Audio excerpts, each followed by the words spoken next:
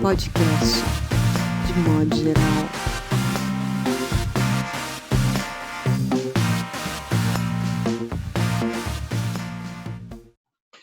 Olá, tudo bem? Estamos aqui começando o 7º podcast de modo geral.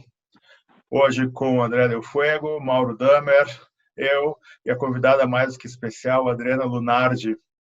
Vamos começar pela André Del Fuego. O que tem te incomodado aí, minha cara? Me chamou a atenção o discurso do Boris Johnson pós-saída do Estado ali mais, enfim, não sei se curado já, mas assim, ele muito comovido, né, e agradecendo ao Serviço Público de Saúde, e especialmente 2 imigrantes que trabalham nesse Serviço Público de Saúde, uma neozelandesa e o Luiz, um português, um enfermeiro português. Uhum. Poxa, assim, foi o cara do Brexit, né? Que é assim a coisa nacionalista incorporada ali. E é interessante que na época em que saiu o Brexit, faz pouco tempo, aliás, né? Que foi se tentando, enfim, saiu com ele. O termo usado era assim, o medo do contágio do nacionalismo no resto da Europa. E daí vem um contágio, sem metáfora, Uhum. e ele faz um discurso em que agradece a vida a 2 imigrantes, assim, que é a corrente contrária da ideia nacionalista que enfim, de alguma maneira está ali implantada ali, mas isso vai um pouco contra o meu pessimismo dos últimos dias, achando que tudo... Na verdade, ele continua, o pessimismo está aqui, assim, na verdade, assim, é mais uma surpresa do que claramente um sinal de que poderia ter uma nova... não uma nova ordem mundial, mas assim, mas inclinações que pudessem ser perturbadas ou diluídas, sabe? Apontando alguma outra, um abrandamento, quem sabe, desse nacionalismo, mas por outro lado, continuo achando que pós-Covid imagine, assim, os países se fechando para pessoas que vêm de países onde ainda há pandemia, né? Então, no mínimo, assim, erguerão muros simbólicos, muros não simbólicos, né? Assim, é o passaporte da imunidade, né? Você entra, um novo cidadão é aquele que tem o passaporte da imunidade, né? Ótimo. E é claro que esse passaporte virá de lugares assim como a Alemanha, quem sabe algum chinês de algum lugar ou outro que tem uma Coreia do Sul que tenha feito o seu trabalho, né? Imagine os outros lugares, enfim. Então, não foi nenhuma coisa assim foi uma surpresa. Essa fala dele, para mim, foi uma surpresa. Agradecer a 2 imigrantes pela vida. Sim, ótimo. Mauro? Não, pensando nisso que a André estava falando, cara, eu acho assim, ó, é engraçado porque eu acho que a pandemia serviu para isso, né? Serviu para botar um pouco de razão ali no Boris, assim, a coisa do Brexit, ali no Trump também, que estava negando a pandemia, né? Então, eu acho que é uma realidade que se impõe, né? Esse combate à pandemia, assim, a gente tem que se resignar à ciência, vamos dizer assim, aqueles que têm mais dificuldade, é isso, né? Aceitar a ciência como um normatizador aí da vida, mas o engraçado o que me chama a atenção é o Bolsonaro mesmo. Quer dizer, eu que estava achando, esse cara que tá acabado, semana passada estava mais otimista, ou enfim, não otimista, mas assim, tinha visto o fim dele, eu acho engraçado como ele insistiu de novo e foi para a rua, respirou, limpou o nariz Sim, com a mão. ele é um sujeito incontrolável, né? Incontrolável e inabalável Literalmente. para a razão, né, cara? Parece que ele... Então, e aí o Brasil, as instituições seguem não funcionando, né? A gente segue torcendo para que em algum momento elas funcionem, mas é muito louco, cara. O Brasil está assim parado, prostrado, esperando que algo não aconteça, e algo que está acontecendo já, né? Então essa semana me bateu desse jeito. Eu fiquei pensando assim, porra, mas é muito louco o Brasil não conseguir fazer um cálculo matemático do que está acontecendo, as pessoas que não estão sendo testadas, da progressão da epidemia, de como é que está rolando em outros países. Quer dizer, daí assim, a Itália está falando dos italianos sair do Brasil, e aqui vai ser pior que nos Estados Unidos, porque o Trump, em algum momento, ele voltou à razão, eu acho. entendeu? Aqui a tragédia vai ser maior, porque em algum momento ele volta à razão e aí ele começa a confiscar máscaras, tudo. E no Brasil, acho que não... Sim. Quer dizer, o Mandetta, quer dizer, é o modelo da razão, não vai rolar, entendeu? Cara, Não vai rolar, né? É difícil. é estranho, porque vai ser bem bizarro. Assim, acho que a gente tem que se Sim, preparar sim. para um negócio bem punk mesmo. Legal. Adriana, seja bem-vinda. Obrigada pelo convite. Bom, inquietar é um eufemismo, né? Sim. O que nós estamos vivendo são sempre extremos. A gente está numa briga, eu pelo menos, assim, eu vivo uma briga interna enorme, assim, em busca de serenidade e um distanciamento que eu costumo ter na vida com as coisas, mesmo nas piores horas. Mas eu acho que essa é uma das piores horas, né? Então, a razão não está dando conta, nem nos grandes discursos, ela está se impondo, né? Que seria aquilo que se espera de um líder, né? São momentos em que líderes deviam se pronunciar, né? E há um aceno aqui, outro ali, de líderes mundiais, mas o que está prevalecendo é um vício do obscurantismo, né? Sim. Na boca de pessoas que são autoridades, enfim, que em algum momento tem que dizer agora é a hora de se pensar menos no mercado, né? Sim. E eu sinto assim que um retorno do mercado anunciado ali atrás, sabe? E a ganância, né? Sim. A ganância que é assim a palavra do mercado voltando, né? Como substrato de tudo que eu tenho ouvido, né? Então é uma luta, assim. Eu acho que na hora do final da madrugada, às 5 da manhã, quando eu já ouvi tudo que eu tinha para ouvir, eu já gastei tudo que eu tinha que gastar, eu tenho que tomar um comprimido para dormir. Então é uma sensação artificial, assim, porque o combate interno é muito grande. Sim, é verdade. Esse é um momento extremo mesmo. E você sabe que nessa semana nesses últimos dias agora, vieram uma série de, sei lá, manifestações e decisões assim que me fizeram pensar bastante. Uma que me fez refletir e investigar um pouco certas, digamos assim, convenções já estabelecidas. Nossa civilização brasileira veio de uma decisão de um juiz do trabalho lá em Porto Alegre, que ele reconheceu o direito do empregador não cumprir o pagamento das parcelas acordadas com seus empregados, em função da pandemia. E ele disse, então, que o empregador estava numa situação singular, a pandemia era uma situação fora do previsto e que, por isso, ele ficaria, então, desobrigado do pagamento das parcelas do acordo trabalhista. Eu acho esse precedente bastante perigoso, até porque eu já vi um professor de Direito do Trabalho de uma dessas faculdades particulares aqui de São Paulo se manifestando no sentido da generalização de decisões como essas, desconsiderando o fato que, mal ou bem, o empregador pode fazer um empréstimo junto a um banco, enfim, para tentar pagar esse crédito trabalhista, o que é bem mais difícil para aquele trabalhador que teve o seu direito reconhecido na justiça e está na expectativa de receber aquele valor e para uma decisão judicial que com certeza quebra, não é, aquela convenção da certeza e segurança jurídica, pega e diz, olha, trabalhador, você não vai receber o seu crédito porque estamos passando por uma pandemia. Então, parece, Adriana, que nós estamos nesse momento bastante único mesmo, de que você não sabe, né, para que lado do muro vamos cair, e realmente uma série de coisas vão se definir agora. Hoje também saiu um texto interessante do Joca Rainers Terron, do escritor, falando do quanto a pandemia vai afetar escritores e pessoas que trabalham no meio editorial. E a gente pode levar um pouco essa discussão também para a segunda parte de modo geral, se vocês toparem. Sim. Legal mesmo. Esse texto achei bom.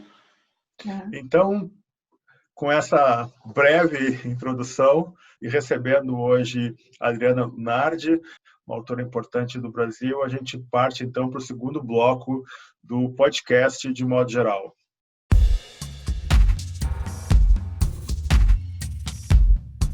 Podcast de modo geral.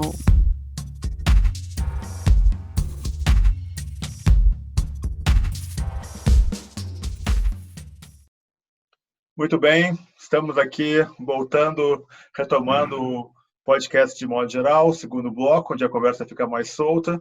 Eu quero começar com uma pergunta para a nossa convidada de hoje, a escritora Adriana Lunardi.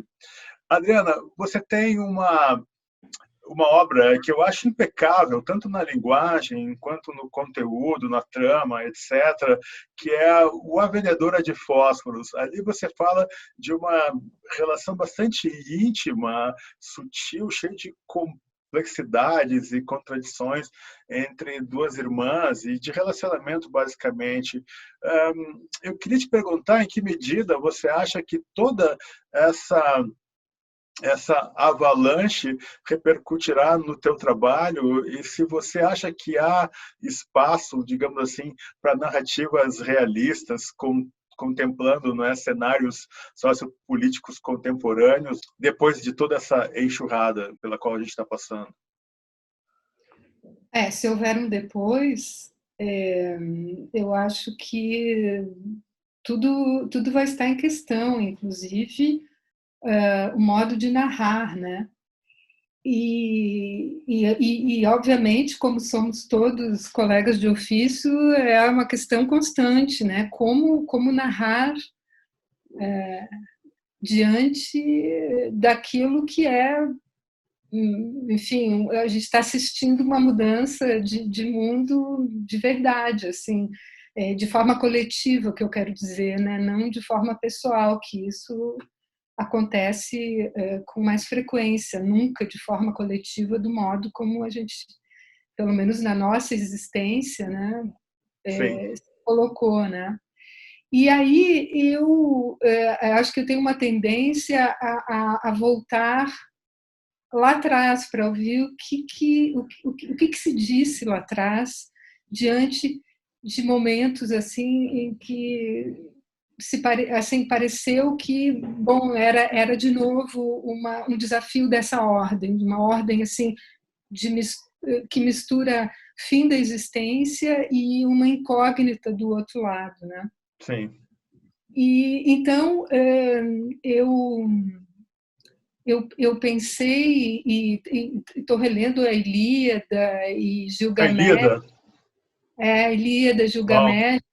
Estou voltando para esse tipo de leitura e aí me lembrei do instinto de nacionalidade do nosso querido Machado, que é um consolo, assim, que é mais ou menos um guia para mim em todos os momentos de escrita, quando eu tenho dúvidas, que é quando ele fala que não tem importância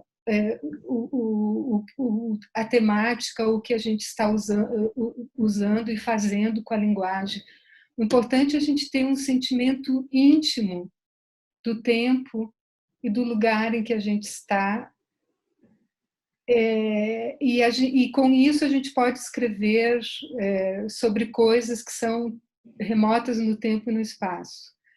Então, eu acho que esse sentimento de intimidade com o que a gente está vivendo é que vai produzir o que a gente vai escrever. Não importa o que a gente for escrever, isso que a gente está vivendo já é nosso. Isso já vai se transformar em linguagem, ficando mais aparente ou não. Eu confio muito no sentimento, assim, como substrato narrativo, mais do que linguagem, mais do que modo de narrar. Perfeito. Ótimo mesmo. Andréa? Eu vou um pouco pela linha da Adriana também. Acho que essa quarentena, a pandemia, acho que a riqueza dela para a produção literária a seguir, ou já acontecendo nesse momento em algum lugar, não é o tema, a pandemia, a quarentena como tema, ela aparecendo dentro da vida social dos personagens, o personagem em quarentena, velhinho em quarentena, o cara fugindo da quarentena.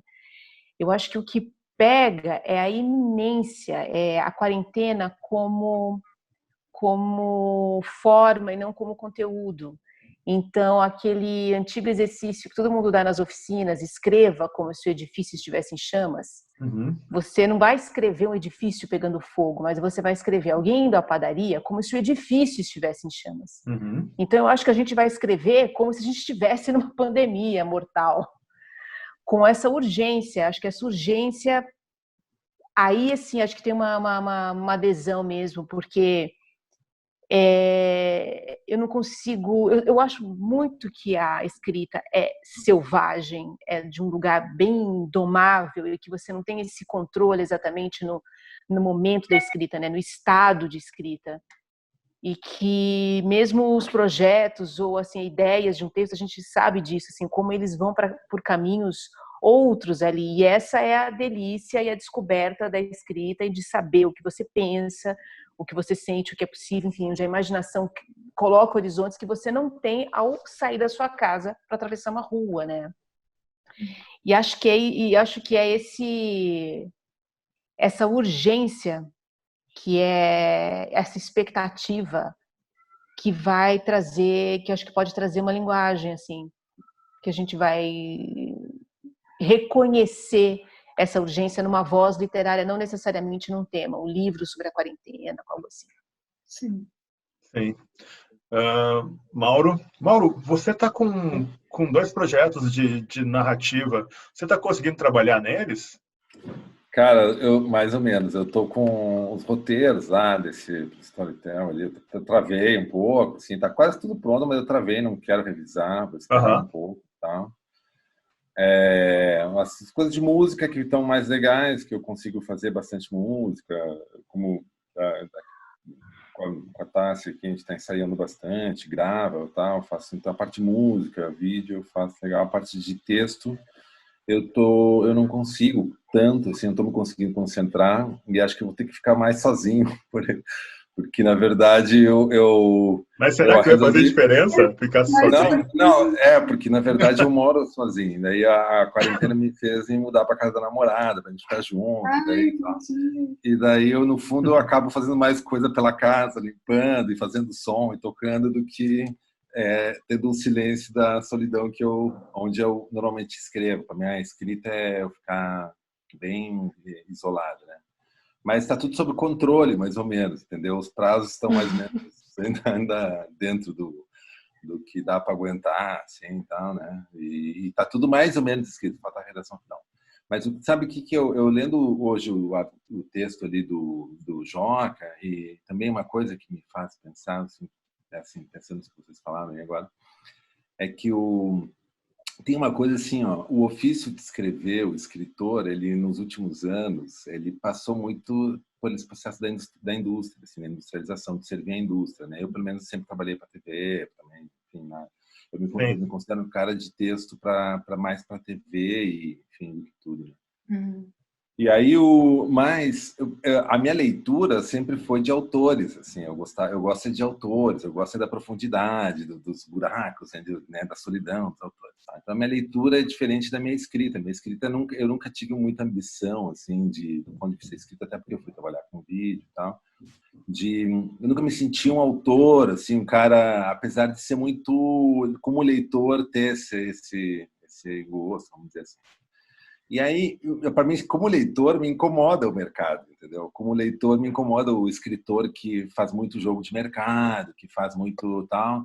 Se eu for ler meus escritores preferidos, que eu mais gostei, são os malucos que entraram ali no universo, na linguagem dele, enfim, tal, né? E aí eu acho, eu tô com um sentimento meio dúbio, assim, porque é que nem quando aconteceu com a música, por exemplo, o mercado meio que dá uma patrolada, ferra, porque abre a profissão de escritor, abre a profissão de músico, vamos dizer. Isso rola uma espécie de vulgarização do ofício, né?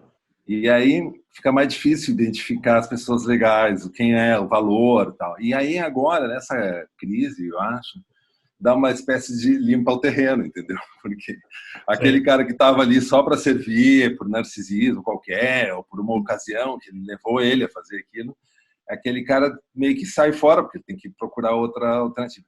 Agora, a pessoa que tem a escrita que vamos dizer assim, dentro de si, ou que tem a questão da linguagem, ou alguma é atravessado pela arte, vamos dizer, pela linguagem, né?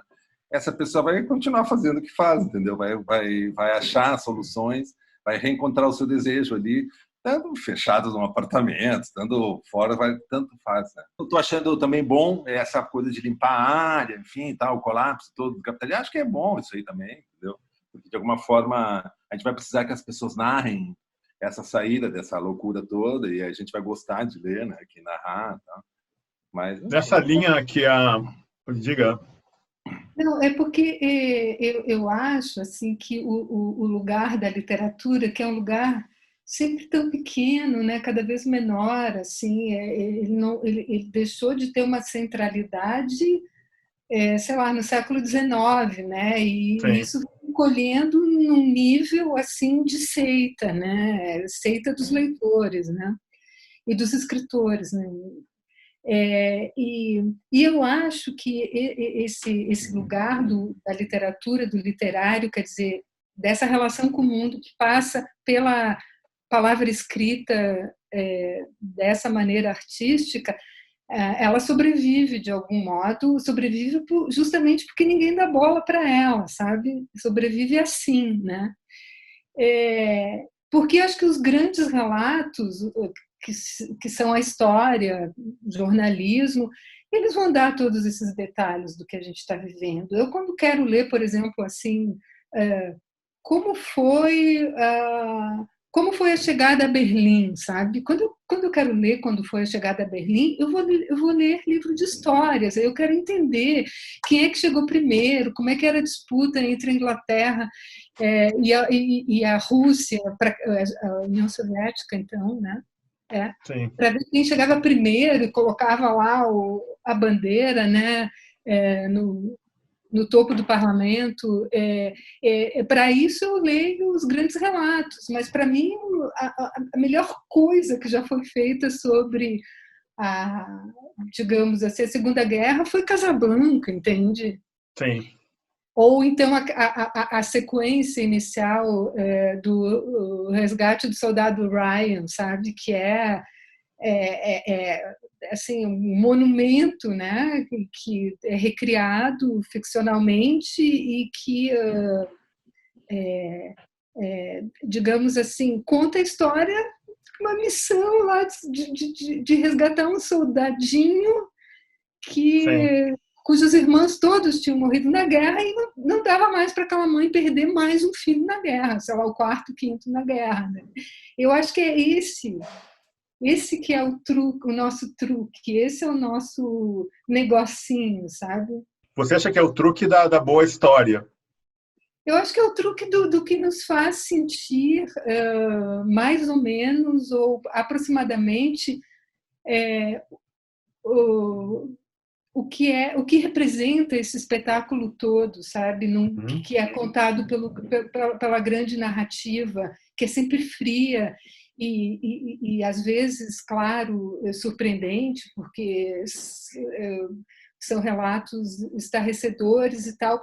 Você não experimenta aquilo na emoção, você experimenta aquilo na razão e ela testemunha. Né? E aí eu acho que nós, os criadores em geral, a gente sabe, a gente é que nem um alfinetinho, né? No grande discurso, a gente chega lá e põe um alfinetinho e desmonta, sabe? Eu acho que é só isso que a gente tem a fazer. Muito bom. Mas lembrando, só usando o termo que o Mauro usou, que eu achei ótimo, que é limpando o terreno. Eu acho que nesse momento também acho que a gente faz isso quando escreve, né? A gente limpa mesmo o terreno, assim, no sentido de acessar um manancial ali que fica sedimentado, sabe? Que é você ficar ali perscrutando assim sentimentos de um personagem, de movimentação emocional e psicológica dele, contar uma história através dos objetos, né? Isso é todo um repertório de observação desses objetos, de observação desses movimentos emocionais e tal, que uma coisa que outra atividade dificilmente dá, que não seja artística, digamos, né? Essa constante observação, esse olfato de que a gente está escrevendo o tempo inteiro, de que a gente narra o tempo inteiro, né? Acho que todo mundo que escreve tem uma distração originária, distração na vida, Sim. que é pelo fato de estar virtualmente o tempo inteiro narrando, assim, fazendo legenda, sabe? Sim. Meu filho está nascendo, eu estou parindo e eu estou narrando, entendeu? Na minha cabeça, que o moleque está nascendo, eu estou parindo, é a coisa mais física que tem. Adriana, eu queria te perguntar mais uma coisa, que é o seguinte, quando você e o Max conceberam Ilha de Ferro, vocês escolheram abordar, não é, pelo meio de roteiro para audiovisual, uma realidade que é bastante extrema também, não é? Uma plataforma de petróleo, onde há muitos riscos, onde o desastre é sempre uma possibilidade. E eu creio que por mais técnico, por mais tranquilo que você seja numa situação dessa, eu tive amigos meus mergulhadores da Petrobras. E eles me diziam, eram dois caras lá do Sul, eles me diziam que eles viviam um dia depois do outro, assim. Podia dar né, acontecer um desastre a qualquer hora. Queria te perguntar duas coisas. Essa experiência tão profunda que você teve com essa série Ilha de Ferro, ela alterou o teu modo de narrar ou a tua postura diante da linguagem e da narrativa literária, elas permanecem? A experiência da escrita é como experiência de vida, né? Não, assim, você não tem controle sobre o que vai se transformar em você aquilo, né? E certamente ter escrito para televisão foram 4 anos, né? Foram 4 anos em que a prosa sumiu da minha vida, né? Eu passei a escrever dramaturgia sob condições as melhores e as piores do mundo. E, a propósito, assim, entrando um pouco no tema superstição, né, de narrativa, que a Andrea falou, né, pô, eu estou vivendo, estou narrando, né, e aconteceu uma coisa engraçadíssima, porque o 8º episódio de Ilha de Ferro é um episódio em que o coronavírus entra na plataforma, ou seja, eu já escrevi uma história sobre o coronavírus em 2016. Sim.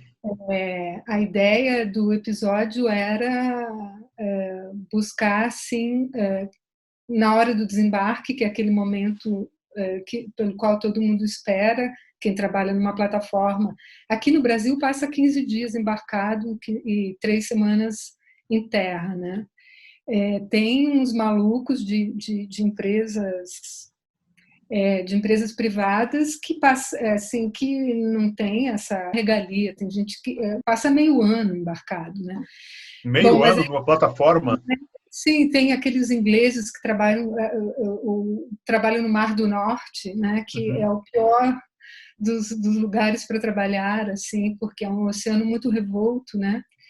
E essas pessoas vão e ficam 6 meses, né, embarcados, assim. Então é uma narrativa que mistura muito essas viagens marítimas, né, que a gente conhece da tradição literária, mas a narrativa espacial, né, que são as pessoas que estão ali, né, sem contato com a Terra, explorando o universo e tudo aquilo que pode acontecer, né? Então, Ilha de Ferro, a nossa percepção era a mistura desses 2 gêneros narrativos. E aí um deles seria a chegada de um vírus na plataforma que colocasse todo mundo de quarentena e não pudesse desembarcar. E aí, na pesquisa, a nossa exigência, consultamos médicos e tal, e cientistas, e a nossa exigência era um vírus que obrigasse todo mundo a ficar de quarentena, que tivesse alguma taxa de letalidade e que fosse de alto contágio. E aí nós chegamos ao coronavírus, que o coronavírus ele esteve pela Arábia Saudita em 2012 e em 2015, então era recente, tinha promovido uma grande mortandade, era outra cepa do vírus, não é esse que está circulando agora, que acho que ninguém sabe direito qual é, ou são muitos, enfim. Mas aquele matou, a quem infectou, o vírus chegou a matar 38% das pessoas. Então das comunidades infectadas. Na Arábia Saudita. Então, era justamente assim, na nossa história, eram noruegueses que vinham comprar plataforma de petróleo e que eles estavam vindo da Arábia Saudita, e foi por isso que o vírus pôde ser identificado, porque eles tinham passado por lá, e aí toda a plataforma é contaminada com coronavírus, e aí os protagonistas ficam isolados, e aí tem a história romântica dos dois, porque ela fica isolado, e aí ele rompe o isolamento para ficar com ela, e os dois têm uma grande discussão sobre a vida, sobre a culpa que eles têm. Sabe, qual é o momento em que você se sentiu mais culpado na sua vida, né? E aí aquele momento assim de uma confissão extrema, sabe?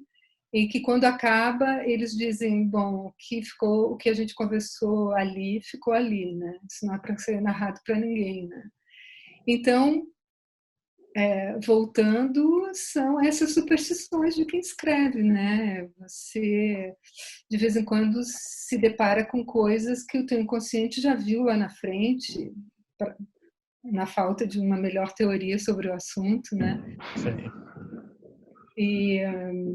Mas o grande confronto da gente é a morte, né? E aí viver o dia não passa a ser só uma tese ou uma ascese pela qual, enfim, a filosofia parece sugerir, né, que é o melhor jeito de viver, mas como uma finitude escancarada, né? A gente deixou de ser um plano imaginário para ser um plano concreto, né? O Freud diz, né, que o inconsciente nega, né? A gente nunca acha que vai morrer. E assim, eu vi isso acontecer e realmente existe uma negação até o fim, né? Você não acredita que você vai morrer. A gente não acredita, é sempre o outro, né? E eu acho que, mal ou bem, a gente está tocando essa possibilidade. E isso vai modificar nossa subjetividade, eu acho. E eu sempre vou por meus caminhos são sempre esses, assim, né? Meus caminhos são o que vai, assim, havia antes, por exemplo, uma discussão da narrativa do eu, né? A narrativa do eu estava muito presente, a autoficção, a autobiografia.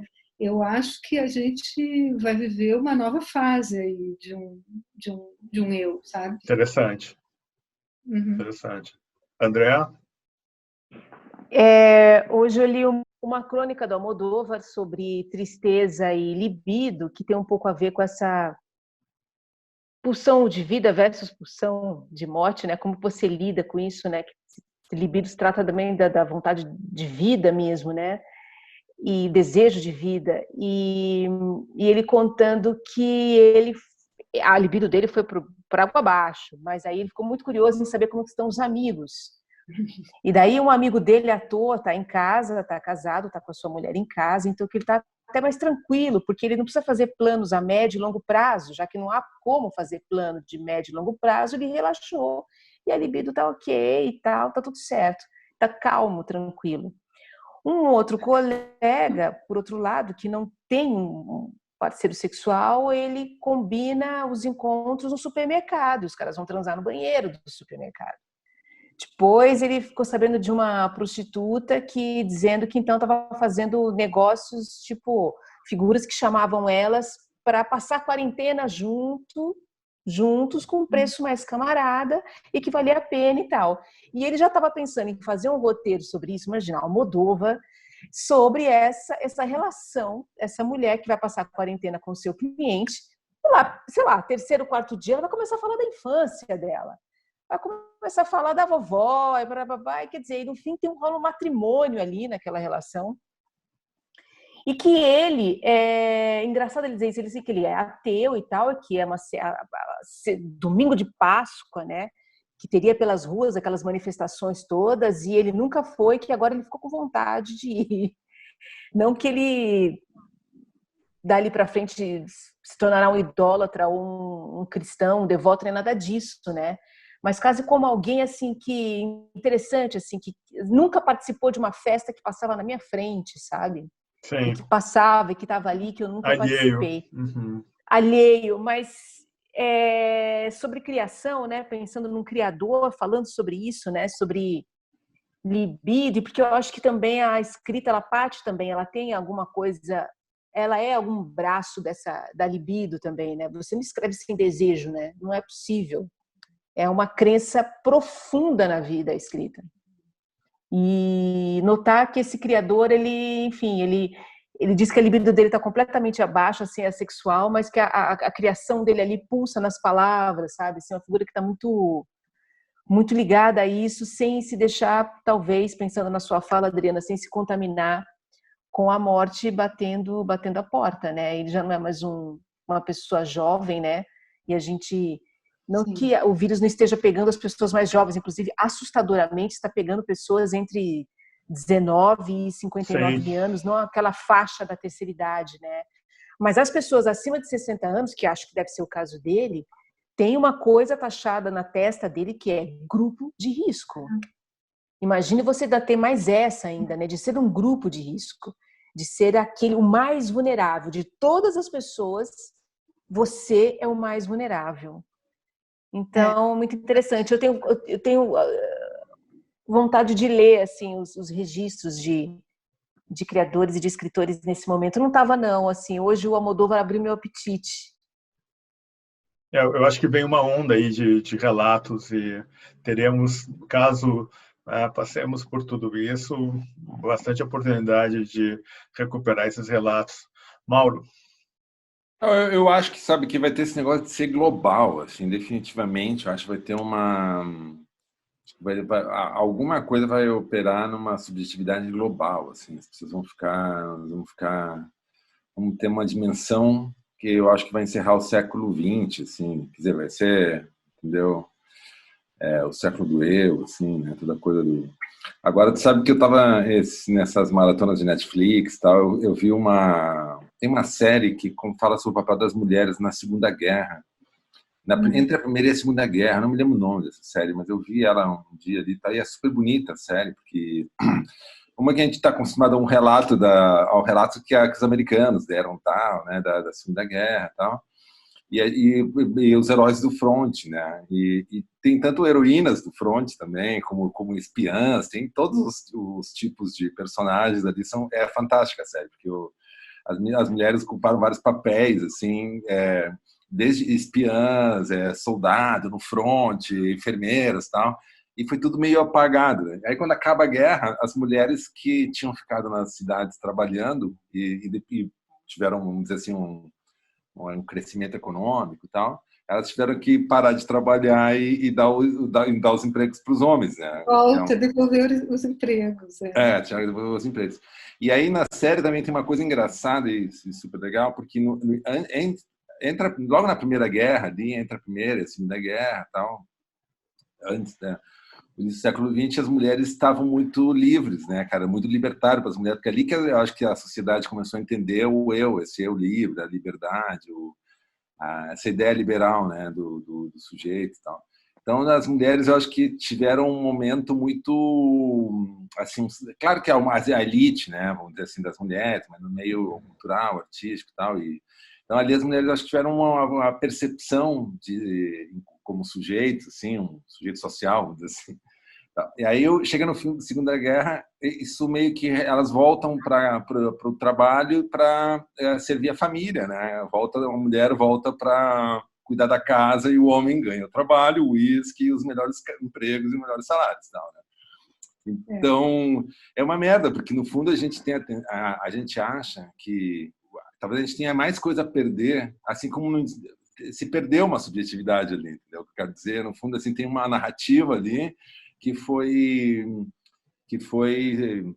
vamos assim, apagada um pouco para poder surgir a narrativa do macho americano, entendeu? Que tal, e aí é meio louco, porque isso é decisivo nas nossas democracias, né, cara? A gente paga o preço hoje disso, né? Desse apagamento, vamos dizer assim, do que foi. E aí a tragédia que é, porque tem artistas, tem mulheres escritoras, tem mulheres assim que tinham uma visão de mundo, porra, infinitamente superior a essa visão do macho americano. O pior de tudo seria sair de toda essa encrenca, toda essa merda com esse... Tudo voltar atrás. Voltar atrás, assim. Então, quem é que vai derrubar o Bolsonaro? Um monte de macho lá de Brasília, né? Que é aquela loucura que vai... Então, o que eu lamento é essa perda desses personagens, dessas sensibilidades, dessa coisa que levamos 50, 60 anos depois da guerra para poder ver um documentário que remonta isso, entendeu? Mas foram 50, 60 anos de obscurantismo, de o Dia D, de John Wayne, de Parará, tal, esses personagens vagabundos da história. Então aí é uma tragédia, né? A gente está vivendo uma tragédia. Sim.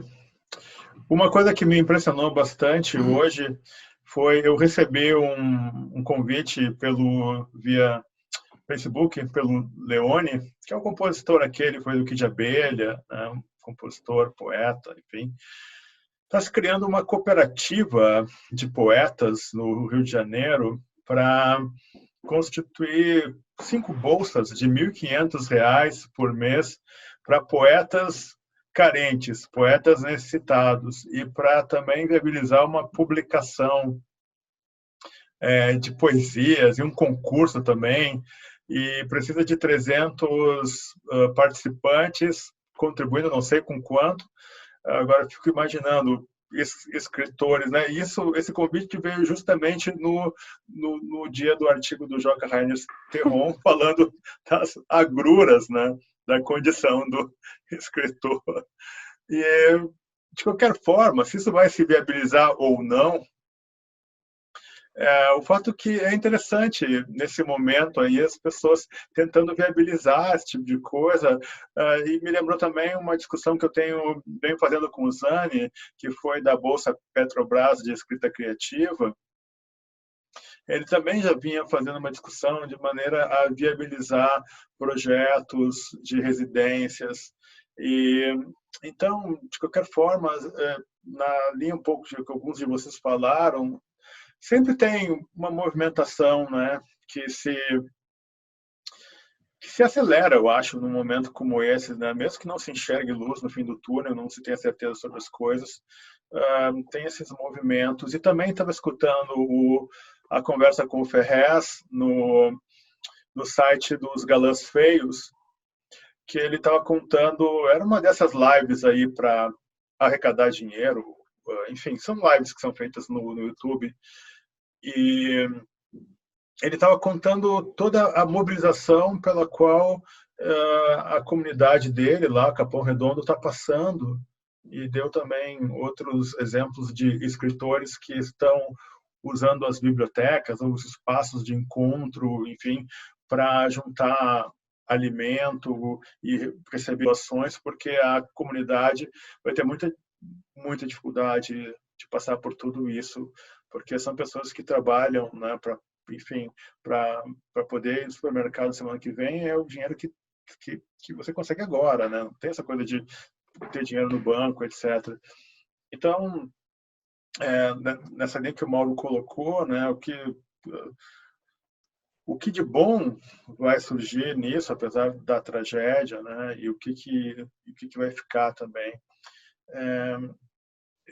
Eu não sei quanto ao capitalismo, quanto ao fim do capitalismo, mas uma série de questionamentos estão ficando muito evidentes. Eu estava vendo a entrevista com o presidente do Bradesco, Uhum. E parece que o Bradesco, naquela entrevista, é um banco sensível, que está parceiro dos empresários e tudo mais, mas esses caras têm reservas, né, numa quantidade absurda, porque o ganho deles, né, nos últimos anos é absurdo, e mesmo assim há um percentual significativo de empresários que buscam crédito e não conseguem. Então, o que me parece, assim, é que, pelo menos para a opinião pública, pelo menos para quem quer pensar, esse jogo vai ficar mais claro. E é isso, né? Não tem como saber muito bem o que vai acontecer. Bom, Adriana, eu quero te fazer mais uma pergunta, minha cara, que você não respondeu. No que você está trabalhando hoje? Por enquanto, como o Mauro falou, né, tem uma dispersão muito grande, assim, é como se a memória e o tempo útil de trabalho tivesse se encolhido, né? Eu, por exemplo, assim, eu não consigo fazer algo que dure mais do que 2 horas, por exemplo, e coisa que quando a gente está escrevendo, 2 horas passam assim. Sim, é verdade.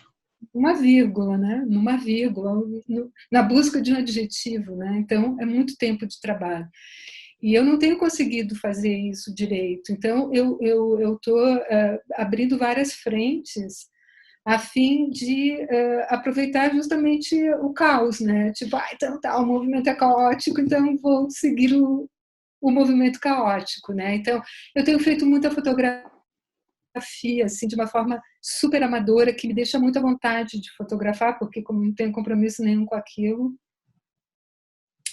é fácil de fazer, né? Eu tenho retomado um projeto que é o que dá, enfim, que paga as contas, né? Que é um seriado que está em projeto, e aí tudo parou porque o mundo parou e os projetos pararam também, né? Então eu volto, dou uma penteada naquele projeto e tal. E tem uma coisa nova que surgiu nesse meio tempo, que eu passei, tem esse gap na minha vida de escrita, né? Eu parei de escrever prosa, achei que eu já tivesse me aposentado, inclusive. E aí tem um romance que eu parei de escrever lá em 2014. Uhum. E por incrível que pareça, era eu não sei se eu estou seguindo a minha própria história, mas se passava em São Paulo, o romance. Olha que louco, né? O romance se passava em São Paulo e eu estava escrevendo esse romance em Paris, assim. Não tinha nada a ver com São Paulo. Eu morava no Rio, tinha ganho uma bolsa para escrita, estava em Paris e assim, tá, esse romance vai se passar em São Paulo. E aí eu voltei para o Rio, para trabalhar na televisão e nunca mais peguei esse romance. E aí eu reencontro o romance, assim, e aí é inacreditável, assim. Sim. Bom, talvez seja a hora de retomar esse romance, já que eu vim atrás desse romance. A impressão que eu tenho é que eu vim morar em São Paulo para terminar esse romance, né? Então, Sim. vamos lá. E vamos então para o terceiro e último bloco.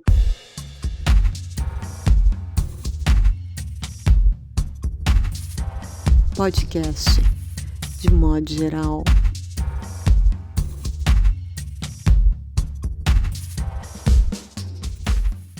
Retomando aqui o terceiro bloco do podcast de modo geral.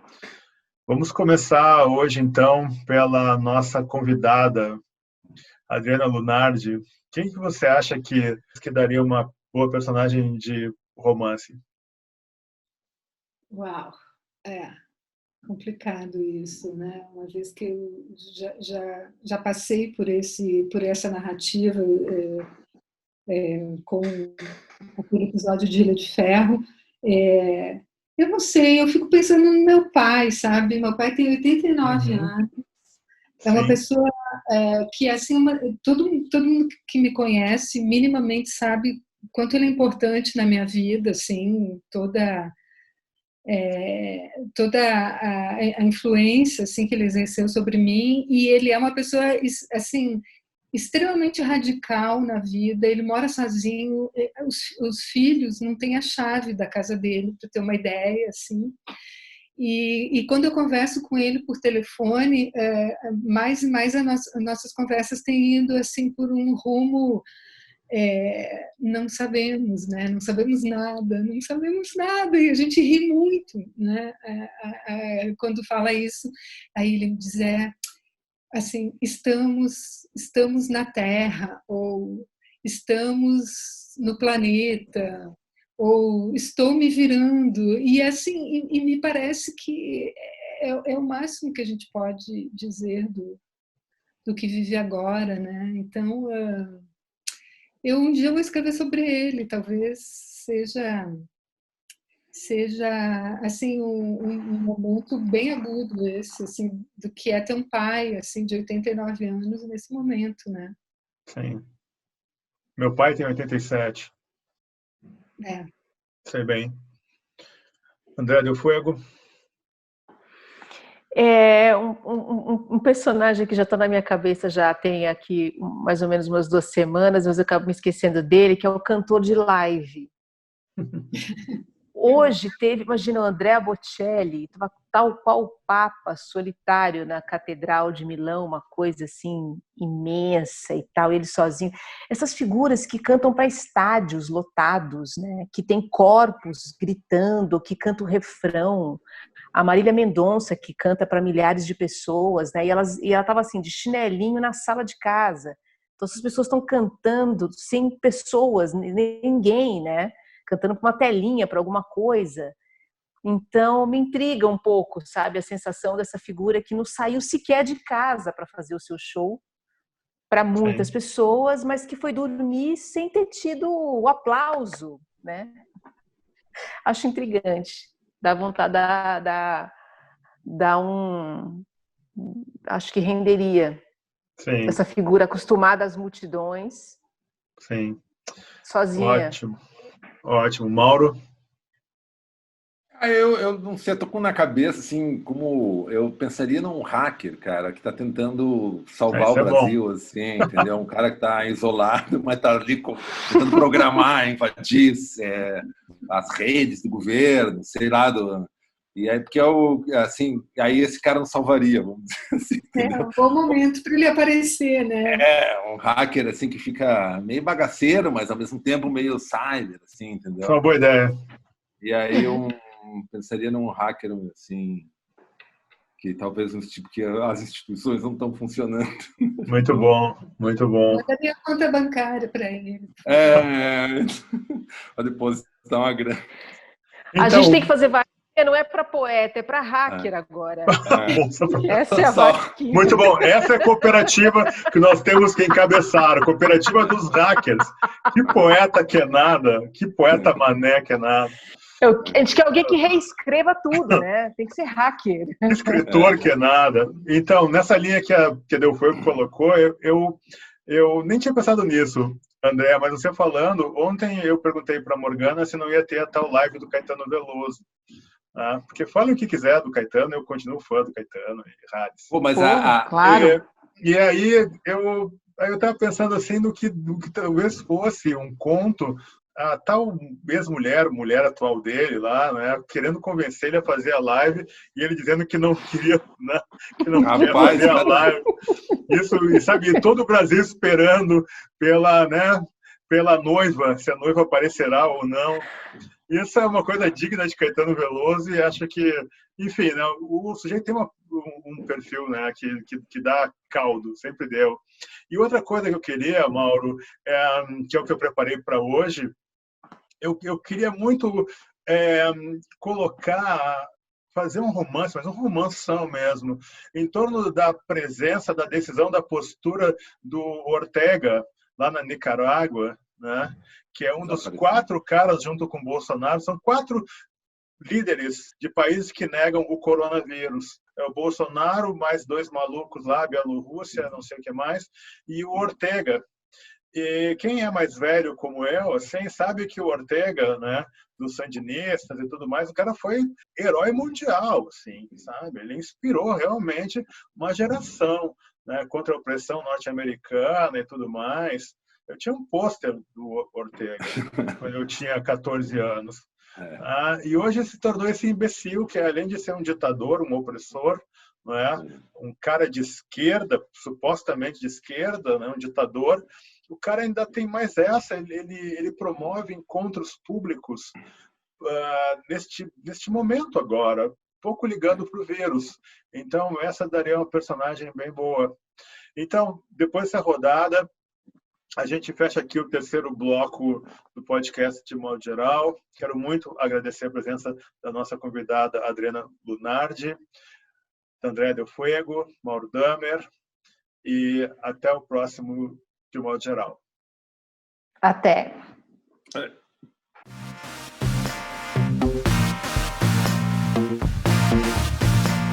Podcast de modo geral.